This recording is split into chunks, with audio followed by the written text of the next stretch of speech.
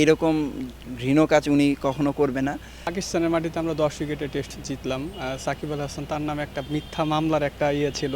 আসলে এই মোমেন্টে যেভাবে ক্রিকেটটা খেলেছে, বাংলাদেশকে জয় এনে দিয়েছে, এটা নিয়ে কি বলবেন আসলে? যেহেতু আপনি তার সাথে অনেক বছর ধরে না, খেলেছেন। উনার বিষয়ে তো ওইরকম কোনো, উনি এক্সট্রা অর্ডিনারি। সো উনি যখন আমার কাছে মনে হয় উনি যখন মাঠে নামে উনি সব কিছু ভুলেই মাঠে নামে। সো এটাই হচ্ছে তার মূল কারণ। যখন মাঠে নামে অন্য আদার্স সব কিছু উনি ভুলে যায়, শুধু খেলাটাকে ফোকাস করে। তার নামে যে মামলাটা হয়েছে এটা নিয়ে মানে এটা তো দেখেন, যেহেতু প্রশাসনিক ব্যাপার, আমরা আশাবাদী এইরকম ঘৃণ কাজ উনি কখনো করবে না। সো যেহেতু দেশে প্রশাসন আছে, ইনশাল্লাহ সুস্থ বিচারের মাধ্যমে ইনশাল্লাহ সে নির্দোষ প্রমাণিত হবে। জাতীয় দলের ডেবু ক্যাপটা আসলে আপনি কার থেকে পড়তে চান? সাকিব আল হাসান। কেন?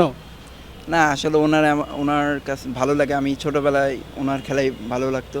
সো যেহেতু বিপিএল, প্রিমিয়ার লিগ ওনার একসাথেই খেলছি, সো ওনার সাথে একটা ভালো বন্ডিং আছে। সো এই জন্য আর কি ওনার কাছ থেকে। রিপন 8 ম্যাচে 15 উইকেট, সর্বোচ্চ উইকেট শিকারী। ফাইনাল হারের আক্ষেপটা অবশ্যই আছে। না, ফাইনাল হারা আক্ষেপ তো অবশ্যই আছে, তবে ওভারঅল মিলে আমরা যেভাবে আলহামদুলিল্লাহ টিম হিসেবে খেলতে পারছি, তো সব কিছু মিলে যদি ফাইনালটা জিততে পারতাম আরও ভালো লাগতো। বাট ওভারঅল মিলে আলহামদুলিল্লাহ। এখান থেকে যাওয়ার আগে আপনি একটা কথা বলেছিলেন যে হচ্ছে টুর্নামেন্ট সারা হইতে চাই আর এখানে ভালো করে বিগ বেশে জায়গা পেতে চাই। আসলে যেইভাবে আপনি বোলিং করেছেন, আপনার মনে হয় কিনা যে বিগ বেশে আপনি জায়গা পাবেন?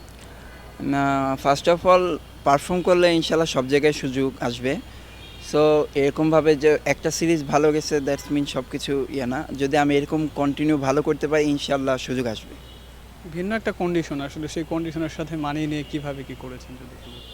না, ওভারঅল মিলিয়ে ওয়েদার সিমিলার ছিল। ডারউইনের যে ওয়েদার ছিল আমাদের কান্ট্রির মতো সিমিলার ছিল, বাট উইকেট একটু ডিফারেন্ট ছিল, একটু বাউন্সে ছিল। সো আমরা যতটা মানে আমাদের প্ল্যান ছিল, আমরা এই জন্য আমরা আগে গেছি, কয়েকটি দিন প্র্যাকটিস করার সুযোগ পেয়েছি, 2টা 4 ডে ম্যাচ খেলার সুযোগ পেয়েছি। সো ওইখানে আমরা ট্রাই করছি যত তাড়াতাড়ি ওয়েদারের সাথে অ্যাডজাস্ট হওয়া, উইকেটের সাথে মানিয়ে নেওয়া।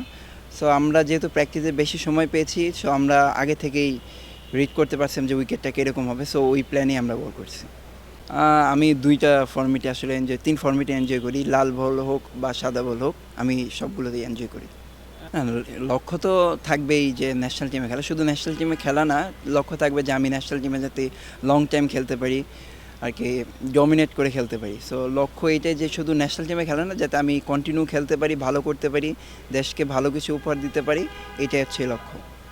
না, যেহেতু পেসাররা ভালো করতেছে, এটা আমাদের সবার জন্য ভালো, দেশের জন্য ভালো। সো যখন একটা টিমের সব কিছু ভালো যায়, তো পেসাররা যখন ভালো করে, তো এটা একটা হেলদি কম্পিটিশন যে আমারও ওইখানে ভালো করতে হবে, ওনাদের বিট করতে হবে, ওনারা কী করতেছে এর থেকে ভালো কিছু করতে হবে।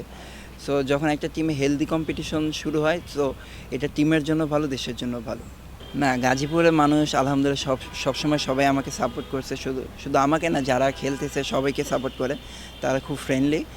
সো আমি চাই যে তাদের যে স্বপ্ন, ইনশাল্লাহ আমি ওইটা পূরণ করতে চাই। ঠিক আছে, thank you. Thank you, thank you.